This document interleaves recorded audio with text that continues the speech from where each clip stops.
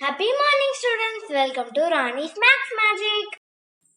Please do subscribe and press the bell icon for more videos. Please do like and share to your friends. இந்த இதில் இப்போ நம்ம relations அப்படிங்கிற concept எல்லாமே பார்க்க போகிறோம். இப்போ ஃபர்ஸ்ட் ஏல ஒரு 2 எலிமெண்ட் இருக்கு, பியில் ஒரு 2 எலிமெண்ட் இருக்கு. இப்போ ஏ கிராஸ் பின்னு கொடுக்குறாங்க. அப்போ நம்ம அதை வந்து எப்படி எழுதுவோம்?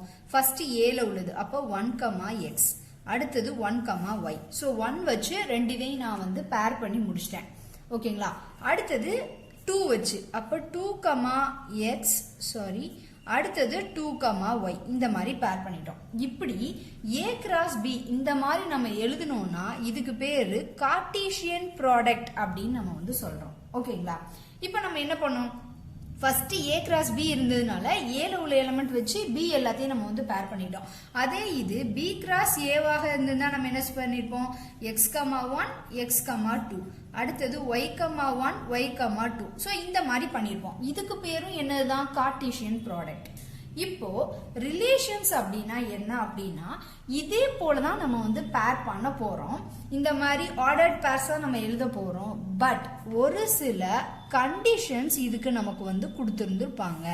அந்த கண்டிஷன்ஸ் நமக்கு சாட்டிஸ்ஃபை பண்ணுச்சு அப்படின்னா அதை தான் நம்ம வந்து ரிலேஷன் அப்படின்னு சொல்லிட்டு சொல்றோம். ஸோ இதுக்கு ஸ்பெசிபிக் கண்டிஷன் நமக்கு வேணும்.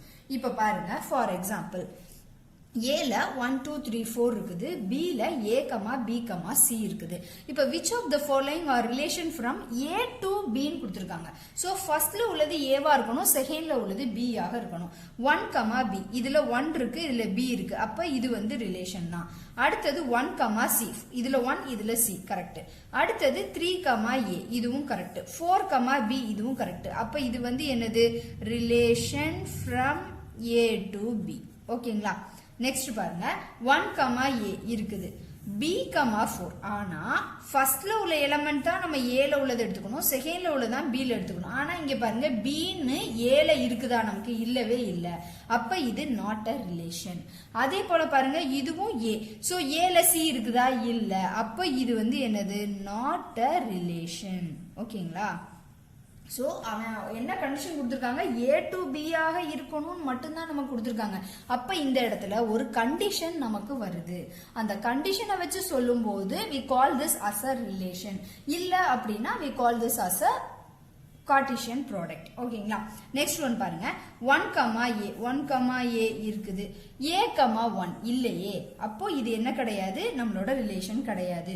2, b இருக்குது, b, 2 கிடையாது. ஏன்னா a to b ன்னு தான் நம்மள ரிலேஷன் கொடுத்துருக்காங்க. அப்ப இதுவும் என்னது? நமக்கு நாட் அ ரிலேஷன். ஒரு ஃபுல் செட் பிராக்கெட் குள்ள ஒன்னு நாட் சாட்டிஸ்ஃபைட் ஆனா கூட நம்ம அதை நாட் அ ரிலேஷன் அப்படின்னு நம்ம வந்து சொல்லணும். ஓகேங்களா? நெக்ஸ்ட் ஒன் பாருங்க, which of the following are relations from b to a. இப்ப ஃபர்ஸ்ட் நம்ம வந்து b எடுத்துக்கணும், அதுக்கப்புறம் நம்ம வந்து a எடுத்துக்கணும். இப்படி வேணா நம்ம எழுதிக்கலாம்.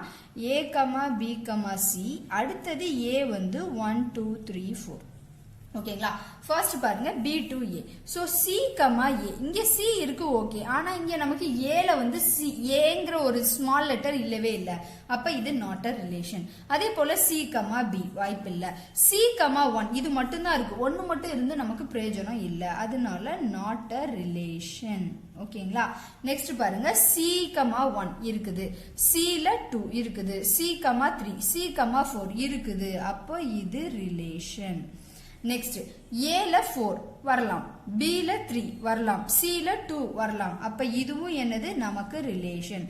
சோ ஸ்பெசிஃபைட் கண்டிஷன் கொடுத்து சாட்டிஸ்ஃபை ஆகுதான்னு சொல்லி கேட்டாங்கன்னா that we call it as relations. ஓகேங்களா? இதுல நெக்ஸ்ட் ஒன் பாருங்க, a equal to 1, 2, 3, 4, 5 கொடுத்துருக்காங்க. ஸோ அதை நான் வந்து ஒரு ஃபர்ஸ்ட் ஒரு ஆரோ டயக்ராம்ல நான் போட்டுக்கிறேன். Next b equal to Mathi, Arul, John கொடுத்துருக்காங்க. அதை இங்க ஒரு இதுல நம்ம போட்டாச்சு. இப்போ அவங்களே இதை நம்ம ஜாயின் பண்ணி கொடுத்துட்டாங்க. 1, மாலதி இருக்கு, 4, மதி இருக்குது, மதி, 2, அருள் இருக்கு, 3, ஜான் இருக்குது, 5 எதோடையுமே வந்து பேர் இல்ல. இதுதான் நம்மளோட ரிலேஷன் அப்படின்னு சொல்லிட்டு இங்க ஆறுன்னு கொடுத்துட்டாங்க.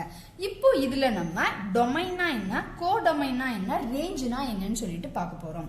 இப்போ ஃபர்ஸ்ட் டொமைனோட கண்டிஷன் பாருங்க, எக்ஸ் பிலாங்ஸ் டு ஏ, அதாவது இதுல உள்ள ஒவ்வொரு டேர்மும் எக்ஸ், இது வந்து ஒரு எக்ஸ், இது ஒரு எக்ஸ், இது ஒரு எக்ஸ், இது ஒரு எக்ஸ், இந்த மாதிரி.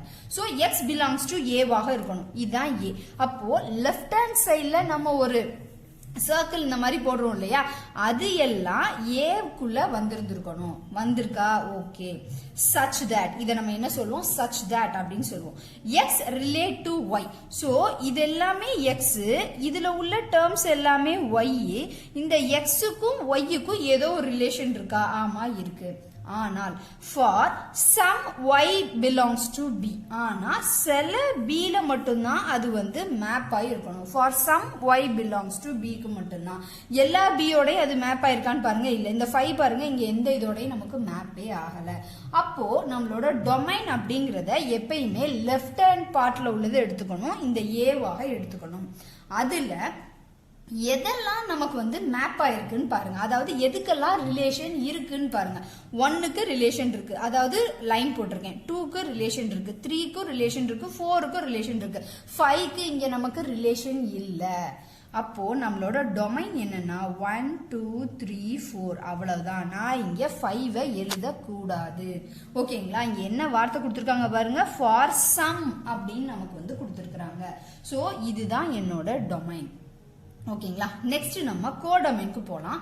கோடொமைன் அப்படின்னா செட் பி எல்லாத்தையுமே நம்ம வந்து கோடொமைன் சொல்லிடுறோம். அப்ப பில நமக்கு இங்க என்னெல்லாம் இருக்கு? மதின்னு ஒண்ணு இருக்குது, அடுத்தது அருள்னு ஒண்ணு இருக்குது, அடுத்தது ஜான் ஒண்ணு இருக்குது. சோ இதுல உள்ளது எல்லாமே நம்ம வந்து என்னது? கோடொமைன் நம்ம வந்து சொல்லிட்டோம். Next range. ரேஞ்ச் பாருங்க, y belongs to b. அப்ப ரேஞ்ச் அப்படிங்கறத நம்ம இந்த ரைட் ஹேண்ட் சைடுல உள்ள பிக்சர்ல உள்ளதான் நம்ம எடுக்கணும். belongs to b. அந்த ரிலேஷனும் பாருங்க, x relate to y. ஆமா, இதெல்லாம் x, இதெல்லாம் y, which is having some relations. for some x belongs to a. அப்போ for some x belongs to a னா இங்க ஒரு எதெல்லாம் மேப் ஆயிருக்கோ அதை மட்டும் தான் நம்ம என்னன்னு சொல்லுவோம்? ரேஞ்ச் அப்படின்னு சொல்லிட்டு நம்ம சொல்லுவோம். அப்ப இங்க எதெல்லாம் நமக்கு மேப் இருக்கு? மதின்னு ஒண்ணு மேப் ஆயிருக்குது, அருள்னு ஒண்ணு மேப் ஆயிருக்குது, ஜான்னு ஒண்ணு மேப் ஆயிருக்கு. இப்போ ரெண்டுத்துக்குமே சேம் ஆன்சர். அப்ப கோடொமைனுக்கும் ரேஞ்சுக்கும் எனக்கு இப்போ வந்து கன்ஃபியூஷன் வருது. அப்ப நான் என்ன பண்றேன் அப்படின்னு பாருங்க. இப்ப இந்த இதுல சம் விக்கி அப்படின்னு ஒரு நேம் நான் வந்து ஆட் பண்ணிடுறேன். இந்த விக்கிங்கிற நேம் நான் எது கூடயும் நான் வந்து மேப்பே பண்ணல, ரிலேஷனே நமக்கு வந்து இல்ல. அப்போ என்னோட கோடொமைனா நான் என்ன சொன்னேன்? செட் பின்னு சொன்னேன். அப்ப இது கூட நான் இப்ப விக்கியையும் நான் வந்து ஆட் பண்ணிக்கணும். ஓகேங்களா? அப்ப பாருங்க, மேப் ஆகாததையும் சேர்த்து என்னெல்லாம் இருக்குதோ அது எல்லாம் சேர்ந்ததான் என்னோட codomain, that is set B.